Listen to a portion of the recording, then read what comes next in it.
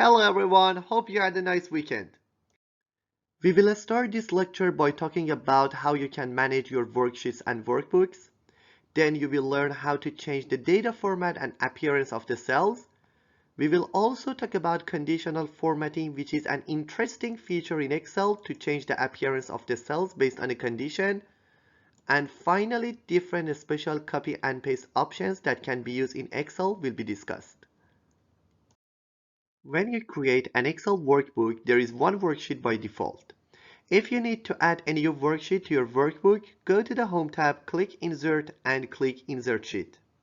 With the use of Insert menu, you can also add a new row between two existing rows or add a new column between two existing columns. You can also create a new worksheet by copying an existing worksheet if you need its data as well. In order to copy a worksheet, right-click on that worksheet, then click on Move or Copy. Then in the Move or Copy window, tick Create a Copy checkbox and click OK.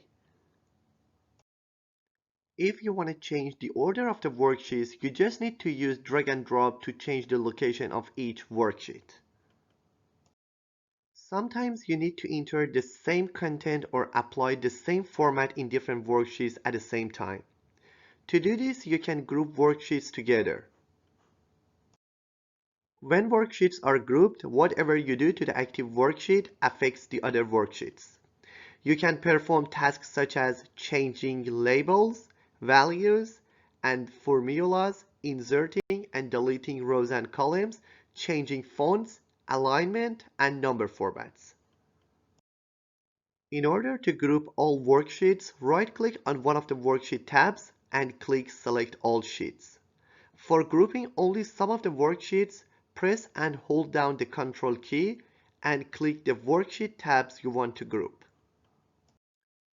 Here we have an example of the worksheets related to a sample school. Three of the worksheets have list of students for different classes named Class A, Class B, and Class C.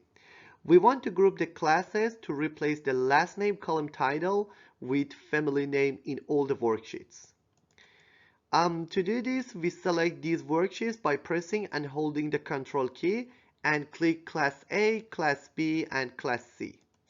Now, if we rename the column title of one of the classes from last name to family name, the worksheet of all the other classes will be updated automatically. Please consider that if your worksheets are grouped and you want to perform a task on only one worksheet, you must ungroup the worksheets by clicking any unselected worksheet tab. You can also ungroup the worksheets by right-clicking any selected worksheet tab and then click Ungroup Sheets. If you need to see the contents of two worksheets in the same workbook at the same time, use New Window button to create a new view for the same workbook. To see both windows of the current workbook, click Arrange All and select the desired arrangement. If you have other workbooks open when you click Arrange All, Excel includes those workbook windows. To only display windows for the current workbook, click the Windows of Active Workbook checkbox. As you can see, we arranged the windows vertically here. Sometimes you may want to compare different sections of the same workbook without creating a new window. In this case, Split feature can help you. The Split command allows you to divide the worksheets into multiple panes that scroll separately. In order to split a window, click Split on the View tab. After clicking the Split button, the workbook will be split into different panes. You can scroll through each pane using the scroll bars that allows you to compare different sections of the workbook. The demo in the next slide provides a summary of the explained worksheet related features. By default, when you create a new workbook in Excel, it contains one worksheet called Sheet 1. Sometimes that's all you need. But if you want, you can create additional worksheets and even customize them so you can store large amounts of data in the same workbook. As you can see, I've already made some progress creating worksheets for each month in the year. I still need one final sheet for the month of December. To quickly insert a new sheet, just click the New Sheet button, always found to the far right of your tabs. Alternatively, you can copy one of your existing worksheets. This will create a new worksheet and duplicate the contents. Perfect for keeping track of my budget using the same table each month. All you have to do is right-click the worksheet you want, then choose Move or Copy from the menu. Next, check the box that says Create a Copy and identify where you want the worksheet to go. I want mine to go to the very end of the list. Click OK, and a copy will appear with the same name as the original plus a version number. Remember, this is the worksheet I needed for the month of December, so I'm going to rename it by right-clicking the tab, then choosing Rename. When you're done, click anywhere outside of the tab to deselect it, or press Enter on your keyboard. I'm also going to update the worksheet itself. Next, I'd like to review the rest of my worksheets and make sure everything is in order. It looks like some of them need to be moved. To do this, just drag and drop the worksheet tabs into place. You can even color code your worksheets to make them easier to reference. Just right-click the tab, then go to Tab Color. The color is less noticeable when the worksheet is selected. If you select another worksheet, you'll see the color the way it was intended. Finally, if you have a worksheet you don't need anymore, you can easily remove it from your workbook. All you have to do is right-click the tab, then choose Delete. Now it looks like we're all set. When you have multiple worksheets, you can work with each one individually, or you can edit several items at a time. This can be useful if you're working with lots of data that's closely related. Let's take a look. For example, I'm planning to move in the month of September. My rent is going to go up, and I'm canceling my gym membership too. That means I need to update not only this worksheet, but also the sheets for the rest of the year. We can edit them all at once just by grouping them. Start by selecting the first sheet you want to group, then press and hold Control on your keyboard while you select the rest. Release the Control key and you'll be able to navigate and make changes to the data, changes that will apply to all the worksheets in the group. For example, if I change the rent to $775 in one worksheet, the rest of the group gets updated too. The same rule applies if I clear the row that contains my gym membership. To ungroup, just right-click one of the worksheets, then click Ungroup Sheets. Alternatively, you can click any worksheet outside of the group. Just be careful not to do that by accident. Worksheets are a great option for storing lots of data in the same workbook, and with the ability to group them, you can easily add or edit data anytime, whether you have hundreds of worksheets or just a few. After a worksheet has been constructed, you might need to modify it by inserting cells, columns, or rows. To insert a new cell, column, or row, click on your worksheet and select the location of the new row or column, then click Insert on the Home tab. If a column is to be inserted, it is inserted to the left of the selected column. If a row is to be inserted, it is inserted above the selected row. But if a cell is to be inserted, a dialog box is opened and asked to select what action is taken to insert a new cell. In a similar fashion, you might have to delete unneeded cells, columns, or rows. Click on the column or row that you want to delete and click Delete on the Home tab. If a column is deleted, the columns to the right are moved to the left. If a row is deleted, the rows below are moved up. But if a cell is to be deleted, a dialog box is displayed and you need to select what action is taken to replace the deleted cell. If a worksheet contains information that shouldn't be displayed, but you don't want to delete them either, columns and rows can be hidden. By hiding a part of the worksheet, the column or row is not deleted. It is simply not showing. To hide a column or a row, select it, then click Format on the Home tab, click Hide and Unhide, and click the desired option. You can also right-click columns and rows and select Hide from the menu. To unhide a column or a row, select the columns or rows that are before and after the hidden column or row, then click Unhide. After data has been entered in a column, you might need to adjust the column width. It is necessary especially when you have a line descriptive text or a line number. As it can be seen, you can adjust the width of a column by double-clicking the right column border. You can also adjust the column width by dragging the left border to the desired measurement.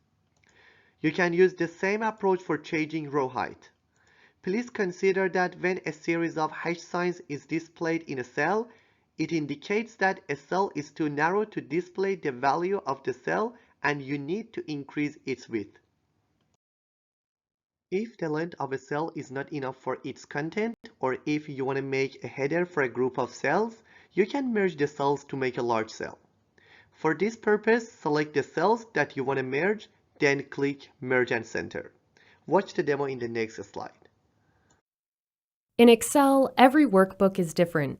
That means you may want to modify certain things, like the size and layout of your cell, to better fit the data you're working with. This column has been resized, for example, but not quite enough. Most of the text is still getting cut off. I'm going to increase the width a little bit more by positioning my mouse over the line in the column heading, then clicking and dragging it to the right. Another option is to auto-size the column.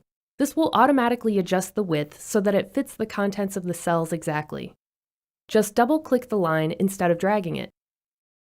Now the column is perfectly sized to the text. Rows work the same way. You can adjust them manually or auto-size them to fit the height of your text. Sometimes it's useful to be able to resize all of your cells at once. In this example, I'd like to make all of my rows the exact same height. To do this, click the Select All button in the top left corner. Then resize a row, it doesn't matter which one, and the change will be applied to the entire worksheet. Next, I need to add another row to this list. I'd like to put it in between row 4 and row 5. To add a new row, all you have to do is select the row heading below where you want the new one to appear. Then click the Insert command.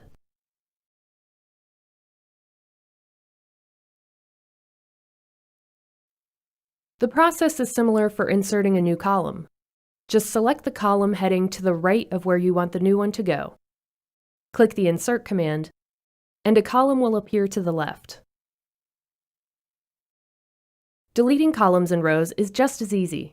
First, select the column or row you want to delete, then click the Delete command. The column or row will be deleted, causing the other cells to move and fill in the gap automatically. Just remember that there's a difference between clearing and deleting. Deleting cells removes them from your worksheet. Clearing just removes the contents. You can also move a column or row to a different location. In this example, we'll move a column. All you have to do is select the one you want, then click the Cut command. Next, select the column to the right of where you want the column to be moved. Click the Insert drop-down menu on the ribbon, then choose Insert Cut Cells. Another useful technique for rearranging data is the ability to hide certain columns or rows. For example, I don't really need to see these 3 columns right now. I'd rather focus on the customer's email addresses. If we right-click, then choose Hide from the menu, the columns temporarily disappear. To unhide them, select the columns on either side of the ones that are hidden, then right-click again, and choose Unhide. Let's fast forward to the finished worksheet. Next, I'd like to take a look at wrapping text, which is one way of addressing cells that contain more text than they can actually display. For example, I'd like to resize my column of addresses to about half its current size, but still be able to see the contents. We can do this using the Wrap Text command on the ribbon. As you can see, this displays the text on multiple lines. Now for the finishing touch, combining the cells in the top row so the title of my worksheet can be centered in a single large cell. To do this, select the cells you want to merge, then click the Merge and Center command. There, that's perfect. To access more merge options, open the drop-down menu here. You can merge across, creating merged rows instead of a single large cell if you have multiple cells selected.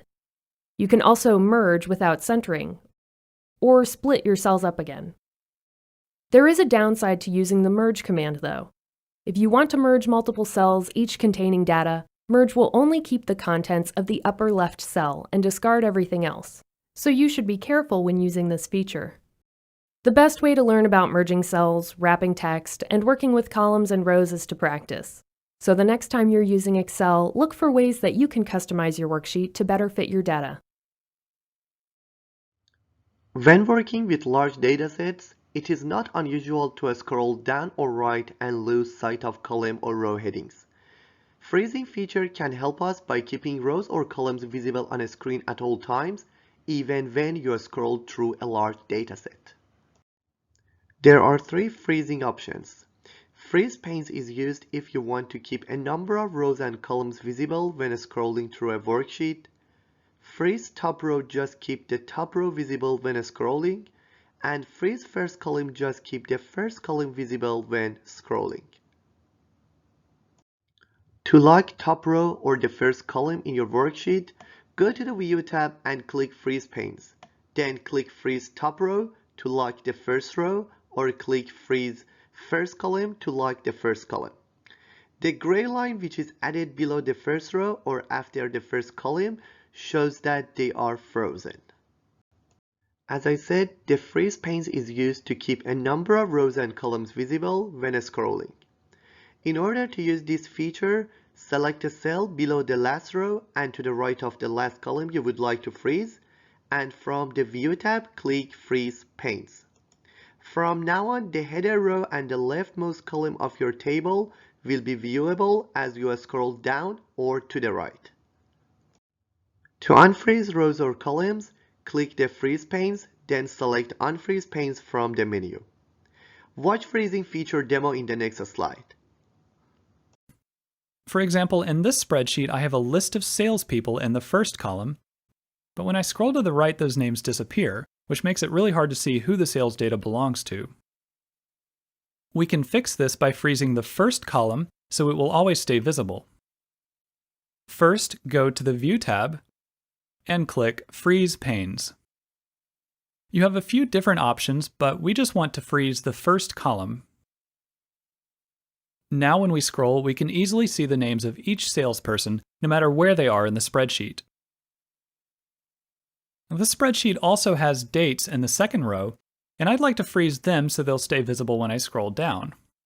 But this time it's going to work a little bit differently because it's row 2, and you can see why if you go to the Freeze Panes command. There's an option to freeze the top row, but there isn't an option to just freeze the second row by itself. Instead, we'll need to freeze the top 2 rows. Since we've already frozen the first column, we'll need to reset the spreadsheet by selecting Unfreeze Panes. And now you have two options. You can either select the row below the rows that you want to freeze, or you can select a single cell, such as B3. If you only select one cell, it will freeze the rows above it and also the columns to the left, and that's exactly what we want. Next, go to the Freeze Panes command and select Freeze Panes. And now you can see a thin line in between rows 2 and 3, and also a line between columns A and B. When I scroll, I can see all of my header rows and columns, no matter where I am in the spreadsheet. Data format defines the style of presenting contents in the cells. There are two main types of data in Excel, including text and value.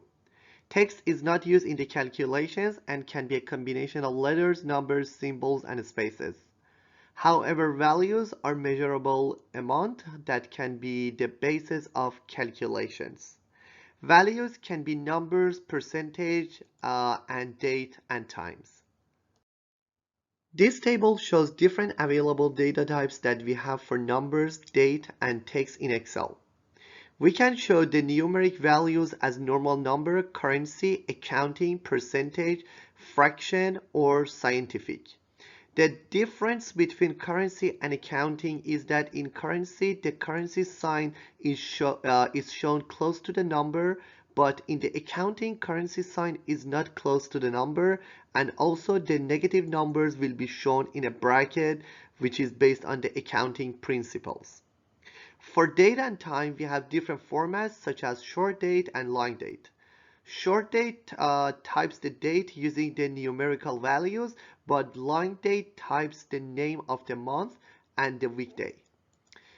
If none of the formats is appropriate for your purpose, you can click on More Number Format and create a custom format that suits you. Watch data format demo in the next slide to know more about them. Type just about anything into your worksheet.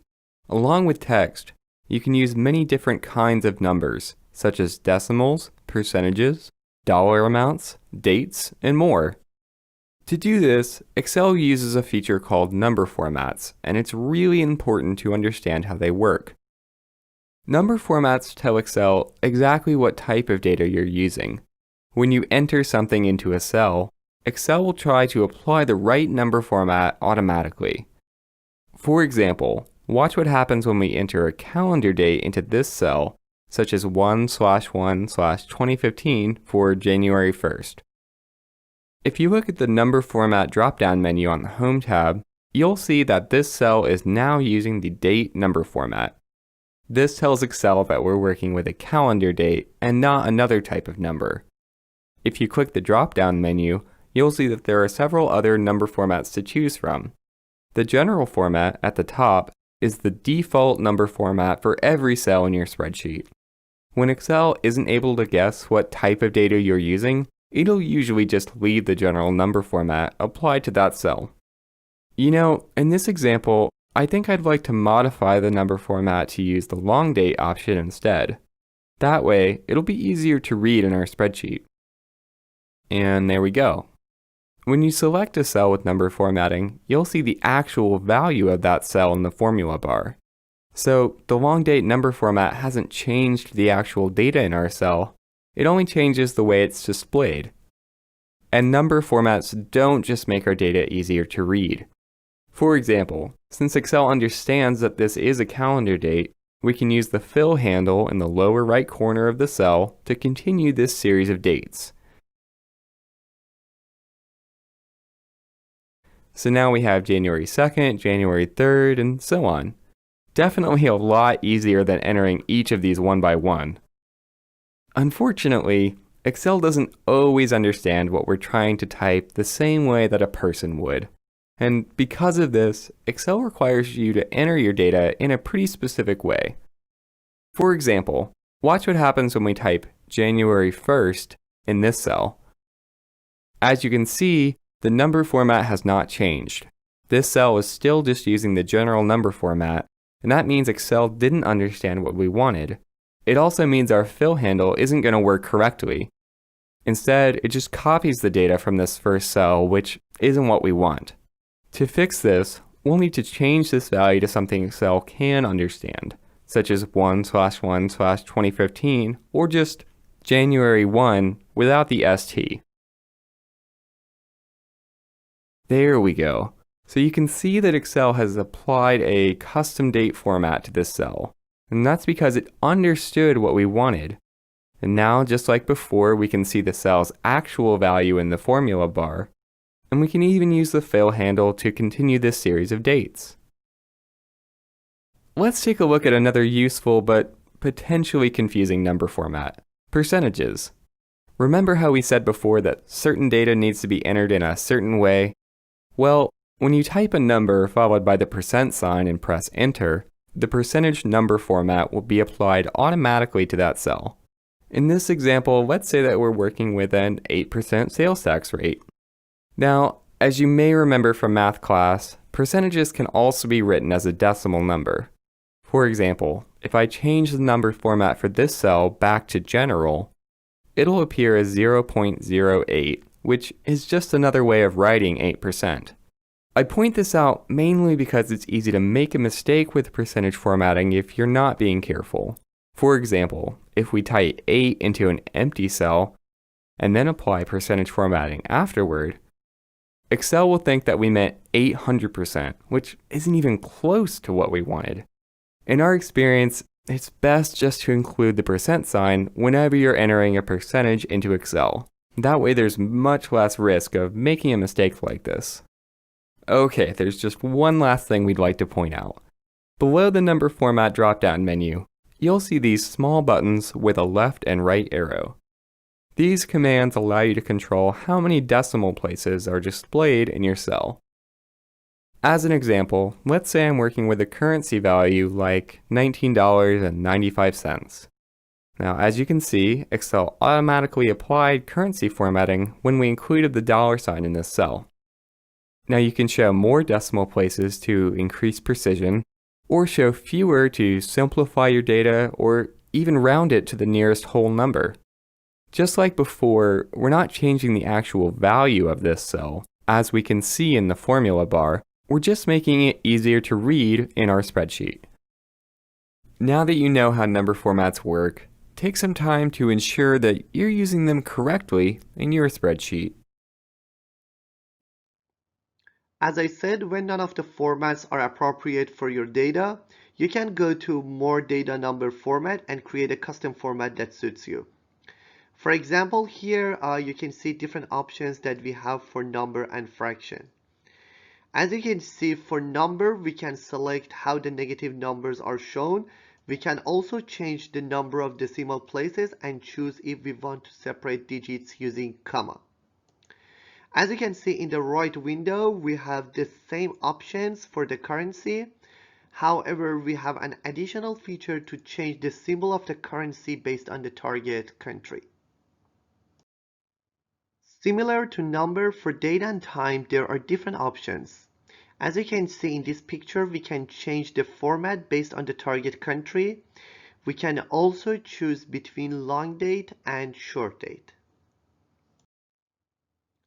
Finally, if you want to create a format from the scratch, you can use custom format. In order to learn how you can create your own custom format, watch the video in the next slide. You can create your own custom number format to display the format and units that you like best. Once you type a value, you can right-click on it and select Format Cells.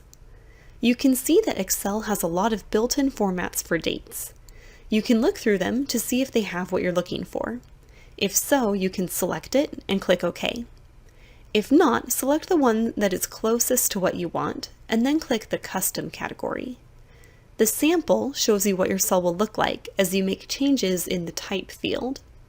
You could try experimenting to see the value update as you change the number of M's, D's, or Y's. You can even add in text. When you're done, you can click OK and see your custom format applied to the cell. You can specify different formatting for positive and negative numbers, zero, and text values. You just create different codes, separating them with semicolons. Let's say that you want to display numbers in different colors and with different symbols, depending on whether they are positive or negative. You can start in the Numbers tab, selecting the negative value that is red and in parentheses. Then you add additional formatting in the Custom category. You can see that the positive values formatting is first, followed by the negative values formatting. You can also add a format for zeros, such as displaying dashes instead of zero. For the positive values, you can color it green by writing green in square brackets, or you can even specify a shade of green by typing a color code, which you can find online. You can also include special characters by typing their codes. An upward triangle is Alt 30, and a downward triangle is Alt 31. When you click OK, you can see the formatting apply to the cell that you originally selected. You can copy this formatting to other cells by using the Format Painter. In addition to the number format, you can apply appearance formats such as font color, borders, fill colors to the cells with the use of Home tab tools. The font and alignment groups on the Home tab contain several commands that can be used to align and format data. But if you want to change a group of formatting options at the same time, Cell Style feature is a better option than font and alignment groups. Cell Style feature provides a consistent appearance within a worksheet and among similar workbooks. With the use of a cell style, you can control font color, font size, borders, fill colors, alignments, and number formatting simultaneously. You can apply a cell style by selecting a cell or a group of cells, then clicking on Cell Style on the Home tab and choosing the desired style. If you need to delete the format of the cell including the color and the number formats, you can go to the Home tab, click Clear button, and click Clear Format. Watch the demo in the next slide to learn how you can change appearance of the cells. The look and feel of your workbook has a lot to do with the formatting choices you make. For example, let's add some formatting to this fitness chart. That'll make it easier to read and more visually appealing. We'll start by selecting the cell that contains Fitness Progress Chart and making the text bigger. In the Font group on the Home tab, locate the font size box. You can either type in the exact font size you want or click the drop-down arrow to select a size. And you'll see a preview of the results as you go down the list. I think 24 looks good. Maybe we could go a little bigger though. Increase and decrease are two other options for quickly changing the size of your text. All you have to do is click the command and there we go. To change the actual font, click the drop-down arrow here. Then make your way down the list and you'll get that live preview again. I think I'll go with this one. It's different, but it's still very easy to read, which makes it a good choice for a title. So, how about some color? To view your options, click the arrow next to the font color command. You can choose one of the theme colors here, or if you don't see anything you like, go ahead and select More Colors. This bright pink should look pretty good with the color scheme I have in mind. Another way to make your text stand out is to use bold, italic, and underlining. Bold should be a good choice in this example. Now the text really stands out and it's much easier to read. I think I'm ready to add some formatting to the rest of the worksheet. At a glance, it's kind of hard to tell the header row from the rest of the chart because it just isn't very distinct. We can easily fix that by giving the cells a unique fill color. All you have to do is open the menu next to the fill color command and make your choice. Dark gray should be a nice contrast to the pink we already used.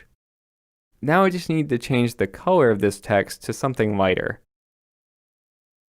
You can also use cell styles to quickly apply different formatting in your workbook. Let's give it a try on the rest of our data here. When you're ready, click the Cell Styles command, then mouse over the styles for a preview, and click the one you want. At this point, you probably noticed that adding a fill color to a cell range causes the line in between the cells to disappear. I'd like to change that by adding in some cell borders. Click the drop-down arrow next to the border commands, and you'll find a lot of different options. For example, you can add a top and bottom border, a thick outside border, and even different line colors and styles. For a border that goes all the way outside and in between the cells, choose all borders. Okay, one last thing I'd like to show you is how to change the placement or alignment of your text using the options in the alignment group. In addition to left, center, and right, text can also be aligned to the bottom, middle, or top of the cell. Aligning the text to the middle center should make this data really nice and easy to read. There we go. See what a big difference formatting can make? Not only does my spreadsheet look better than it did before, it's also easier to review the data. As I said in the beginning of the lecture, one of the interesting features of Excel is conditional formatting that applies a special formatting to the cells that meet specific conditions. Conditional formatting makes it easy to highlight important cells by using data bars, color scales, and icon sets that correspond to specific variations in your data. There are two ways for applying conditional formatting. The first way is selecting the desired cells and clicking Quick Analysis to display the Quick Analysis formatting gallery and then select the desired formatting. For example, here, since the selected range consists of text, text-based formatting options are displayed. The defined condition highlighted matches words in red. The second way for applying conditional formatting is to click Conditional Formatting on the Home tab. In this example, a numerical range is selected, and as you see, the options are number-based. The defined condition added a red border around the cells with the values greater than 12,000. There are 5 types of conditional formatting, including highlight cells rules, top-bottom rules, data bars, color scales, icon sets, and new rule. Highlight cells rules apply formatting to cells that satisfy a specific condition, such as greater than, equal to, duplicate values, and so on. Top-bottom rules apply formatting to cells that satisfy a statistical condition in relation to other cells in the range, such as above average, within top 10%, and so on. Data bars apply a gradient or solid fill bar where the width of the bar represents the current cell's value compared to other cells' values. Color scales format cells with different colors or color gradients based on the relative value of a cell compared to other selected cells. And finally, icon sets are symbols or signs that classify data into 3, 4, or 5 categories based on the values in a range. In the next slide, we will talk about all types of conditional formatting with the use of different examples. Let's start by highlight cells rules. Here we have a worksheet containing sales data, and we would like to see which salespeople are meeting their monthly sales goals. The sales goal is $4,000 per month, so we will create a conditional formatting rule for any cells containing a value higher than $4,000. To do this, from the Home tab, click the Conditional Formatting command and select the desired conditional formatting type and rule from the menu. In our example, we want to highlight cells that are greater than 4,000. So we click greater than, and in the greater than dialog box, we enter 4,000 and select the format that we want to apply. Here we selected the green option to change the appearance of the cells that are greater than 4,000 to green. As it can be seen in this slide, the conditional formatting will be applied to the selected cells. Now it's easy to see which salespeople reached the $4,000 sales goal for each month. The next conditional formatting type is top-bottom rules that allows you to apply formatting to cells that satisfy a statistical condition in relation to other cells in the range. These conditions will only be applied to cells containing numerical values. When you select one of the top-bottom rules from the menu, a dialog box will open that allows you to choose the formatting to apply to cells satisfying the selected criteria. If you have selected a top 10 or bottom 10 options, the dialog box also gives you the option of changing the value of 10 to a different value. For example, here we use top 10% option to identify the cells with the largest values in this range. Of the 20 cells in the range A2 to D5, the 2 cells with the largest values, top 10%, have been formatted in red. We have 80, which is in cell A5, and 90, which is in cell B6. When you select one of the options of the conditional formatting in highlight cells rules or top-bottom rules, you can easily define your desired format by clicking Custom Format if you don't want to use one of the predefined formats. Then in the Format Cells window, switch between the Font Border and Fields tab to choose the font style, border style, and background color. On the Font and Fill tabs, you will immediately see a preview of your custom format. After selecting the desired settings, click OK. The third conditional formatting type is data bar, which is like a bar chart. The greater the value, the longer the bar. For applying conditional formatting using data bars, simply select the cells, click conditional formatting, then click data bars and choose the bar type you want. Once you do this, the colored bars will be placed inside the selected cells. For example, here we use data bar to see the amounts that we spent for different items.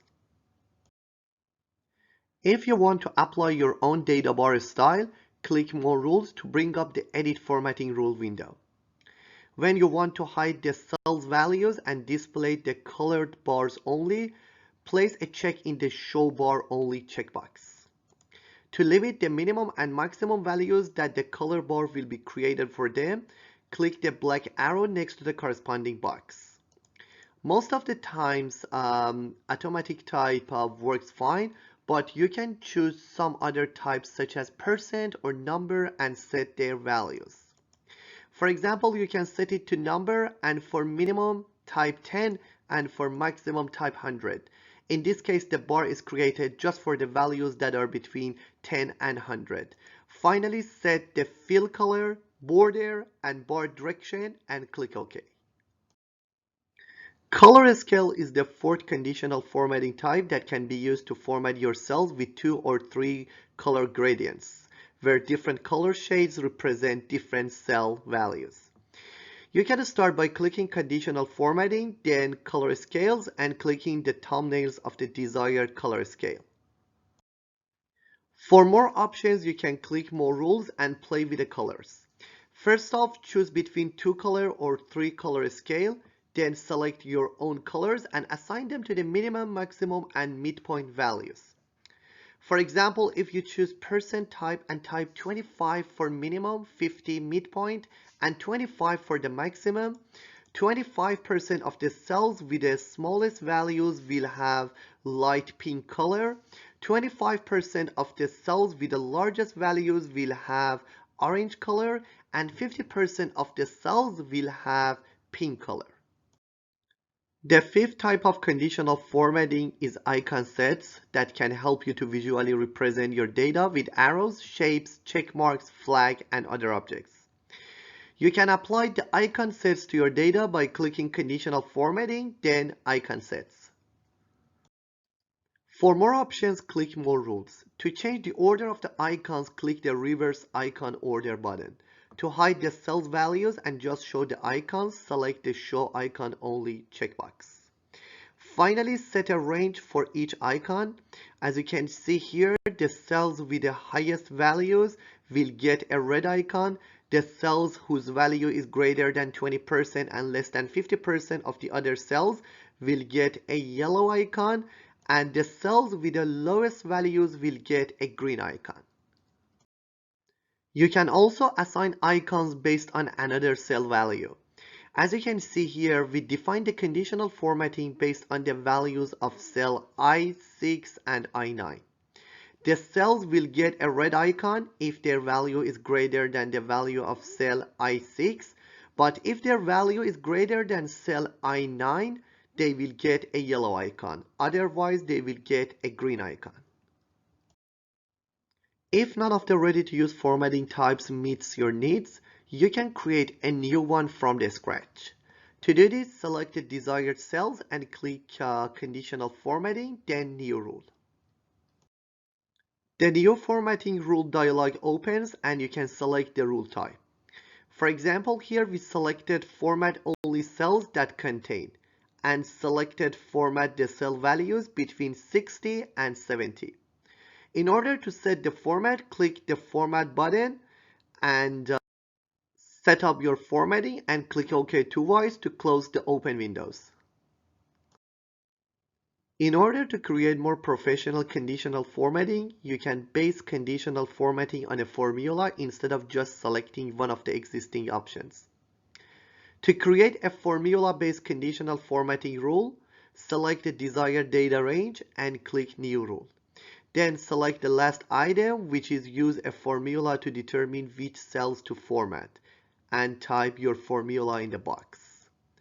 For example, here we defined a condition using OR function to highlight cell B4 if its value is apple, kiwi, or lime.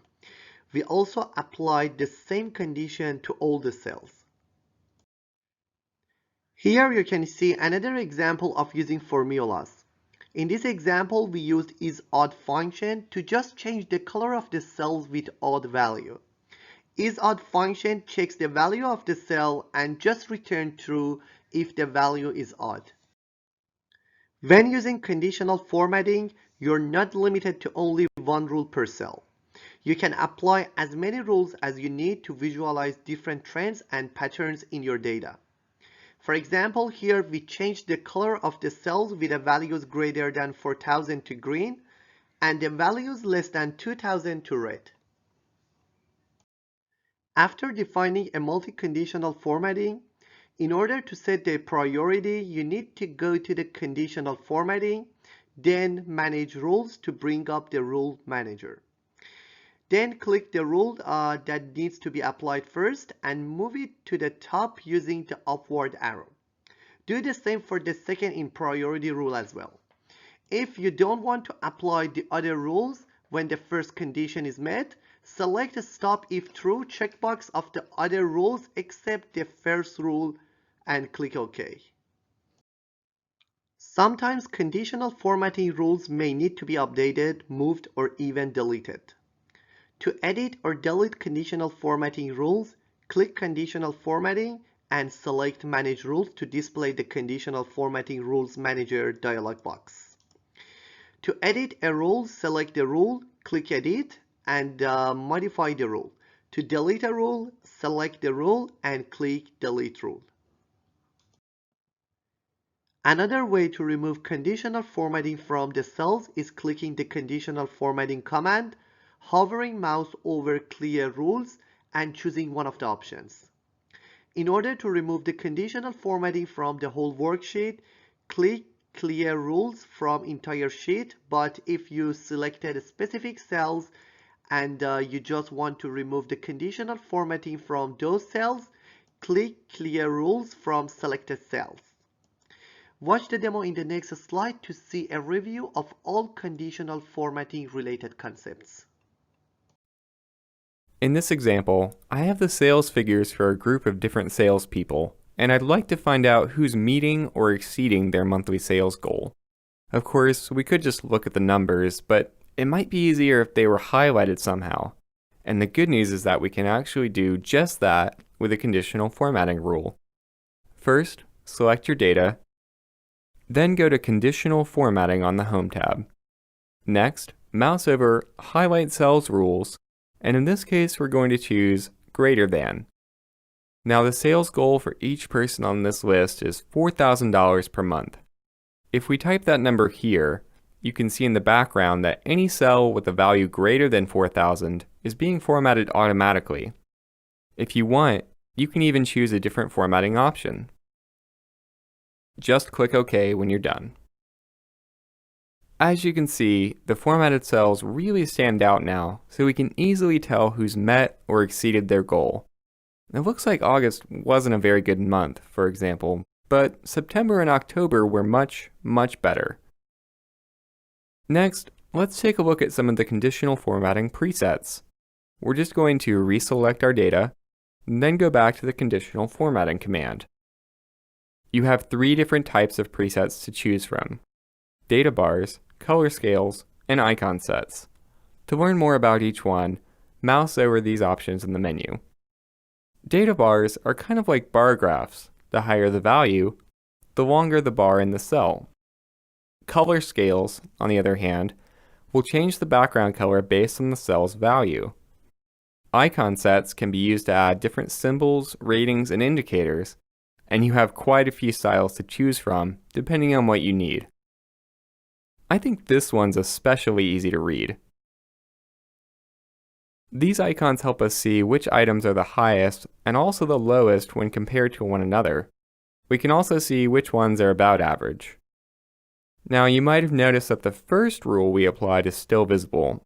That's the one that's changing the fill color for cells above 4,000. And that's because Excel lets you have multiple conditional formatting rules at the same time, so you can highlight different things. To clear the current formatting rules, just select your cells, then go to Conditional Formatting, and mouse over the option that says Clear Rules. You can clear the rules for just the selected cells, or for the entire spreadsheet. In this case though, I'd like to remove the greater than 4,000 rule, while keeping the rest of the icons in place. We can do that by going to Manage Rules instead. Here, you'll find a list of all the rules that are currently applied to your cells. To remove one, just select the rule you want, then click Delete Rule, and click OK. I'm sure that all of you are familiar with copy and paste feature. You can simply copy and paste the content of a cell or a group of cells into the other cells. But one important point about the copy feature of Excel is that when you copy and paste a formula, the cell references in the formula are adapted based on the destination cell. For example, if you have a formula in B8, in cell B8, to calculate the average of B3 to B7, when we copy this formula to cell C8, Excel will replace the cell range of the formula from B to C. In Excel, we have different options for pasting the copied value, and we can paste just a specific aspect of the copied data, like only formatting or value, using the Paste Special options. In order to use Paste Special, after copying a cell value, you should open the Paste menu and click the desired paste option. This feature is really useful, especially if you want to copy a cell that has a formula, but you just need to copy the result of the formula in the destination cell. In this case, you can use paste as value. The other useful paste features are pasting just the format of the cell, pasting the value without its format, pasting the value as a picture, or linking the destination cell to the original cell. To know more about Paste Special, watch demo in the next slide. In order to use Paste Special, we need to copy one or multiple cells, and then open the Paste Special dialog box. We can open it from the Home tab, clicking on the little arrow below the regular Paste button, or, much easier, by pressing Alt, E, and S. Once we open the Paste Special dialog box, we can choose from a number of pasting options. For example, we can choose to paste only the formulas of the copied cells. Let's do this. Excel pastes only the formulas of the cells without any numbers. Alternatively, we can paste only the values of the copied cells. See? Only numbers. We're done. That's all we had for this lecture. In the next lecture, we will talk about how you can create charts in Excel. Don't forget to ask your questions on the course forum. See you. Bye.